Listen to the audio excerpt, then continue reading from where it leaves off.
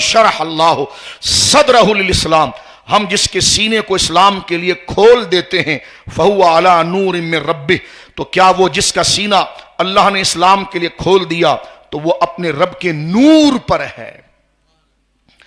فہو علی نور من ربہ، وہ اپنے رب کی طرف سے اس لائٹ کی طرف مل گئی ہے، اسے وہ روشنی مل گئی ہے. صحابہ اکرام اس آیت کو لے کر بارگاہ مصطفیٰ میں حاضر ہوئے اور عرض کی یا رسول اللہ صلی اللہ تعالی علیہ وسلم، یہ جو ہم آیت پڑھ رہے ہیں سورہ زمر کی آیت نمبر 22، توجہ کیجئے گا بڑی ہوش سے، گھر جا کر اس کا کبھی مطالعہ بھی کیجئے. فرمایا افمن شرح اللہ صدرہ للاسلام فہو علی نور من ربہ، تو کیا وہ جس کا سینہ اللہ نے اسلام کے لیے کھول دیا تو وہ اپنے رب کی طرف سے نور اور کامل روشنی کی طرف سے ہے، کہ اس کے ذہنوں سے اندھیرے چھٹ رہے ہیں جو اسے گمراہی کی طرف لے جا رہے تھے، اس کو مکمل لائٹ نظر آ گئی ہے. جب لائٹ نہیں ہوتی تو بندے کو اپنی منزل یاد نہیں رہتی، جب لائٹ اپنے روشنی پورے کمال کے ساتھ آ جاتی ہے تو اندھیرا کہیں نہیں ہوتا، اسے اپنی منزل یاد آ جاتی ہے، نظر آ جاتی ہے، تو پھر وہ ادھر ادھر بھٹکتا نہیں. بھٹکتا وہ ہے ادھر ادھر، گویا کہ جس کو ہمارے اردو میں کہتے ہیں کہ ٹامک ٹوئی وہ مارتا ہے جس کے سامنے اندھیرا ہو، شاید یہ منزل ہوگی، شاید یہاں سے راستہ ہوگا، کیونکہ اس کو نظر نہیں آ رہا. لیکن جب اس کے سامنے روشنی واضح ہو جاتی ہے، اس کا ویژن کلیئر ہو جاتا ہے، تو اللہ فرماتا ہے جس کے سینے کو ہم اسلام کے لیے کھول دیتے ہیں تو وہ اللہ کے نور پر ہے. بظاہر یہ بات بڑی مشکل ہو رہی ہے، سمجھ میں نہیں آ رہی کہ کیا کہا جا رہا ہے کہ جس کے سینے کو اللہ نے اسلام کے لیے کھول دیا وہ اللہ کے نور پر ہے. تو صحابہ یہی آیت کو بالکل لے جا کر حضور کے سامنے پڑھتے ہیں، حضور یہ کیا کہا جا رہا ہے، یہ بات کیا کی جا رہی ہے. پتا چلا حضور کے بغیر قرآن سمجھ میں نہیں آتا، کیونکہ جو اس آیت کو نہیں سمجھ رہے وہ اہل عربی تھے، ان کو گرامر کی ضرورت نہیں تھی. آج کہتے جی 2 سال کا کورس کی جو قرآن کا ترجمہ کر کے آپ سارا دین سمجھ جائیں گے. تو میں نے کہا بہت اچھی بات ہے، گرامر پڑھنی چاہیے عربی کے لیے، لیکن آپ سمجھے اس کے ذریعے آپ کو ترجمہ کرنے آ جائے گا تو یہ آپ کی خام خیالیاں ہیں، یہ کوئی آپ نونتا نکالنا چاہتے تاکہ لوگ کہیں یہ تو ترجمہ قرآن کرتے ہیں، ان کو تو نبی کی ضرورت ہی نہیں ہے، اور یہ بڑے عربی کے ماہر ہے. میں نے کہا کم عقل شخص، تو نہ جانے غیر عربی ہے، ابھی عربی سیکھ رہا ہے. یہ تو وہ صحابہ ہیں جن کی مادری زبان عربی، لیکن یہ آیت ان کو سمجھ میں نہیں آ رہی کہ کیا کہا جا رہا ہے. رسول کے واسطے کے بغیر یہ موضوع نہیں کھل رہا کہ افمن شرح اللہ صدرہ للاسلام. سیدھی سی بات ہے، کوئی عام آدمی بھی ترجمہ کر سکتا ہے کہ جس کے سینے کو اللہ نے اسلام کے لیے کھول دیا فہو علی نور من ربہ، وہ اپنے رب کی طرف سے نور پر ہے. کیا معنی ہے اس کا، کیا کہا جا رہا ہے؟ یہ آیت لے کر صحابہ کرام جب حضور کی بارگاہ میں پہنچے، اہل عرب صحابہ جن کی مادری زبان صحابہ ہیں، جو بلیغ ہیں، جو فصیح ہیں اور غواص سے اپنی زبان کے اندر، تو انہوں نے عرض کیا یا رسول اللہ یہ سینے کا کھلنا کس طرح ہوتا ہے، کیا کہا جا رہا ہے، یہ سینے کا کھلنا کیا ہے؟ فرمایا کہ یہ کیا چیز ہے؟ تو حضور علیہ الصلوۃ والسلام نے فرمایا کہ جب نور اللہ کا قلب میں اترتا ہے تو وہ کھلتا ہے اور اس میں وسعت آ جاتی ہے. صحابہ پھر نہیں سمجھ پائے، کہا حضور اس کی پھر کوئی نشانی ہوگی، کیونکہ استاد جب کسی چیز کی ڈیفینیشن بیان کرتا ہے اور شاگرد کی اپروچ اس تعریف تک نہیں ہو پاتی تو کہتا سر کوئی ایگزامپل دے دیں تاکہ وہ ایگزامپل سے مجھے وہ تعریف سمجھ میں. اب صحابہ نے تعریف پہلے پوچھی تھی، شرح صدر سے کیا مراد ہے،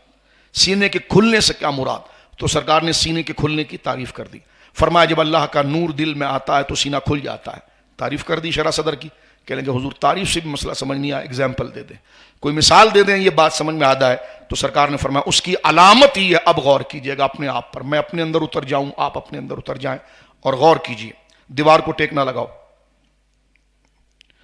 فرمایا غور کیجئے مضمون کون سا چل رہا ہے اور آپ کیفیت کیا اپنی بنا رہے ہیں، ذرا توجہ کیجئے. اب اپنے اندر اتر کر اس بات کو غور کیجئے کہ اس کی نشانی کیا ہوگی، اس کی علامت کیا ہوگی. تعریف کے بعد تو جناب رسول اللہ ارشاد فرما رہے ہیں کہ دار الخلود کی طرف متوجہ ہونا، یعنی آخرت کی طرف متوجہ ہونا، اور دار الغرور سے دور ہونا. 3 باتیں حضور نے کی ہے، میں اور آپ اپنی زندگی میں بٹھا لیں. فرمایا ارشاد فرمایا دار الخلود کی طرف متوجہ ہونا، یعنی دائمی جنت کی طرف بندے کی توجہ جانا شروع ہو جائے. جان و دل ہوش و خیرت سب تو مدینے پہنچے. فرمایا جب توجہ دار الخلود کی طرف، جنت کی طرف ہونا شروع ہو جائے، اور دار الغرور یہ فانی بہکانے والی دنیا سے بندہ دور ہونے لگے، دل اس سے اچاٹ ہونے لگے اور جنت کی طرف راغب ہونے لگے، اور موت کے لیے اس کے آنے سے پہلے بندہ تیار ہو، یہ اللہ کا نور ہے۔ یہ اتنی کامل مثال ہے، میں اور آپ بول کر نکل گئے، لیکن تھوڑا سا کبھی خاموشی سے کسی کنارے پر ہم مراقبہ کریں، خاموشی سے ان 3 باتوں کو غور کریں کہ جب دل، طبیعت، مزاج، شوق راغب ہو جنت کی طرف، اور اس عارضی دنیا کے اندر جنازے اس لیے تو پڑھتے ہیں ہم، قبرستان اس لیے تو جانتے ہیں، لیکن قبرستانوں میں ہم نے دکانیں کھولی ہوئی، قبرستان بک رہے ہیں، وہاں پر سگریٹ پان چل رہی ہے، جنازوں میں جا رہے ہیں تو گپے شپے ہو رہے ہیں، تو ہمیں تو یہ بات ہی نہیں سمجھ، جہاں سے ہمیں باقاعدہ پریکٹیکل بتایا جا رہا ہے وہ کیفیت جس ماحول سے ہمارے دل میں اترنا چاہ رہی ہے، لیکن ہم اس طرف جا ہی نہیں رہے۔ ایک ایک قطبے کو بندہ پڑھے تو ہم سے زیادہ عالم تھے، ہم سے زیادہ حسین تھے، ہم سے زیادہ عالی نسب تھے، لیکن آج دیکھیں ان کی قبروں کے اوپر مٹی ہوا اڑا رہی ہے، ہوا جو ہے ان کی مٹیوں کو اڑا رہی ہے، گرد و غبار ہے، بارش برس رہی ہے، میں اور آپ اللہ اکبر ایک چھت کے نیچے اپنے پرامن گھر کے نیچے آ گئے، لیکن اس قبر کے اوپر جس کو کہتے ہیں ننگی قبر اور برہنہ قبر، واضح قبر، اس پر بارش برس رہی ہے، چل چلاتی دھوپ ہے، میں اور آپ نے ایئر کنڈیشن کھول لیا، اپنے آپ کو محفوظ کر دیا، لیکن وہ قبر اسی طرح بالکل اس سورج کی تمازت کے سامنے ہے، سخت سردی ہے، میں نے اور آپ نے اپنے آپ کو بڑے لباسوں سے اینٹ لیا ہے، گرم پانیوں سے ہم غسل کر رہے ہیں، اور ہم نے گھر کے اندر گرمی کے لیے ہیٹر اور ہیٹ کا انتظام کیا ہے، لیکن براہ راست اس قبرستان اور قبر کے اوپر سردی پڑ رہی ہے، پھر بھی ہم اس بات پر غور نہیں کرتے کہ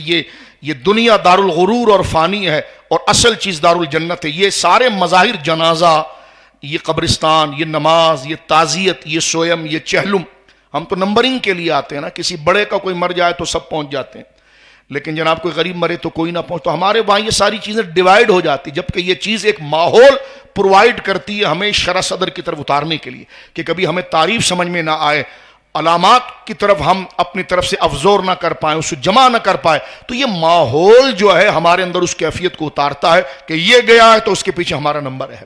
آج نہیں تو کل نہیں تو پرسوں، لیکن یہ لائن لگے گی اور ہر بندے نے اس طرف آگے بڑھنا ہے۔ فرمایا جب دار الخلود، اور مومن وہی نہیں ہے کہ جو نا امید ہو کر ہاتھ درے ہائے ماتم کیا ہو گیا، فرمایا نہیں، یہ تو میں آن دا وے ہوں اور میرا سفر جاری ہے اور سامنے جنت انشاءاللہ انتظار کر رہی ہے، اور تو میں اس طرف بڑھ رہا ہوں اس دار الغرور سے، تو جب جنت کی طرف بڑھ رہا ہوں تو وہاں کے لیے جو سامان ہے، وہاں کے لیے لائسنس ہے، وہاں کے جو کاغذات ہیں، وہاں کے لیے کامیابی ہے، اس کی تیاری وہ کرتا ہے، اور وہاں تک پہنچانے میں درمیان اس کے بٹوین موت ہے۔ تو حضور نے فرمایا دار الفنا سے جب دار الغرور کی طرف اس کا دل بڑھے اور موت آنے سے پہلے وہ تیاری کے لیے بیدار ہو جائے، یہی شرح صدر ہے، وہ اللہ کے نور پر ہے۔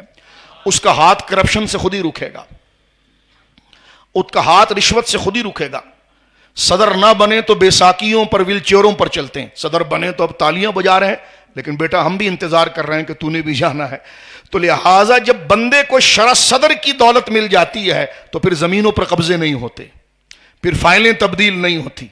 پھر رشوت خوریاں نہیں ہوتی، پھر اپنی طاقت اور مکہ ہلا کر لوگوں پر ظلم نہیں کیا جاتا، کسی کو کرش کر کے ختم کرنے کی تعبیریں نہیں ہوتی ہیں۔ یہ جب چیزیں پیدا ہوتی کہ جب بندہ اس دار الغرور کو دار الخلود پر ترجیح دے کر دائمی سمجھتا ہے، اور اس کی پوری مثال یہی کانسیپٹ مذہب سکھاتا ہے اور انبیاء نے یہی سکھایا ہے، اور اسی بات کو جمعے کے خطبے میں بھی امام کھڑے ہو کر ہمارے سامنے اور اپنے آپ کے لیے پڑھتا ہے کہ فَمَن يَعْمَلْ مِثْقَالَ ذَرَّةٍ خَيْرًا يَرَهُ۔ 27ویں ترمیم لا کر بہت چیزیں معاف کروا دی ہے، لیکن رائی کے برابر بھی چیز خدا کے سامنے پیش ہو جائے گی، کوئی استثناء نہیں رہے گا۔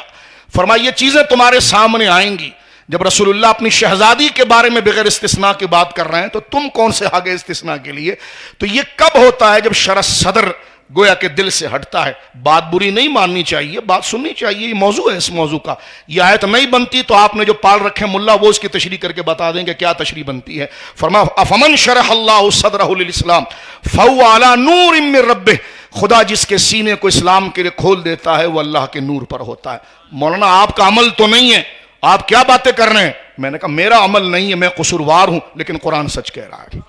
ہم اپنے کردار کو کب بیان کر رہے ہیں؟ ہم گلی کے روڑے کوڑے، ہماری کیا حیثیت ہے کہ دین ہمارے عمل سے پہچانا جائے گا؟ اگر ہماری کوئی بد عملی آیت کے خلاف رہی تو ہم لائق تعزیر ہیں، لائق مذمت ہیں، لائق نفرت ہے، لیکن میرے اور تیرے لیے صاحب اقتدار یہ آیت رہنما ہے کہ جو قرآن کہہ رہا ہے وہ حال تیرے ساتھ بھی ہوگا اور ہمارے ساتھ۔